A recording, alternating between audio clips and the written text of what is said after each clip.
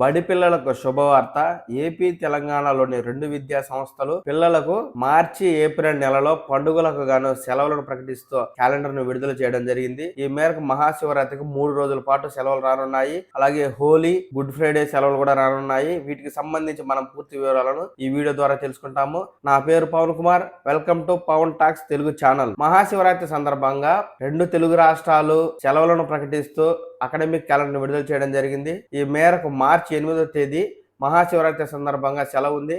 అలాగే 9వ తేదీ second Saturday, 10వ తేదీ ఆదివారం కావడంతో 3 రోజుల పాటు మహాశివరాత్రి సెలవులు పిల్లలకు రానున్నాయి. అలాగే ప్రభుత్వం విడుదల చేసిన హాలిడే క్యాలెండర్ లో మార్చి నెలలో మరో 2 సెలవులు కూడా రానున్నాయి. మార్చి 25న హోలీ పండుగ సందర్భంగా సెలవు, మార్చి 29న గుడ్ ఫ్రైడే సందర్భంగా సెలవులు రానున్నాయి. అలాగే ఏప్రిల్ నెలకు సంబంధించి ప్రభుత్వ హాలిడే వివరాలు అయితే ఇలా ఉన్నాయి. ఏప్రిల్ 5న బాబు జగ్జీవన్ గారి జయంతి సందర్భంగా సెలవు ఉంది. ఉగాది సందర్భంగా ఏప్రిల్ 9వ తేదీన సెలవు ఉంది. ఈద్ ఉల్ ఫితర్ అంటే రంజాన్ పండుగ సందర్భంగా ఏప్రిల్ 11వ తేదీన సెలవు ఉంది. అలాగే శ్రీరామనవమి పండుగ సందర్భంగా ఏప్రిల్ 17వ తేదీన ప్రభుత్వ సెలవులు అయితే రానున్నాయి. ఆ తర్వాత సమ్మర్ హాలిడేస్ వస్తాయి. పిల్లలకు వేసవి సెలవులు 50 రోజులు ప్రభుత్వాలు 2 తెలుగు రాష్ట్రాలు వస్తాయి.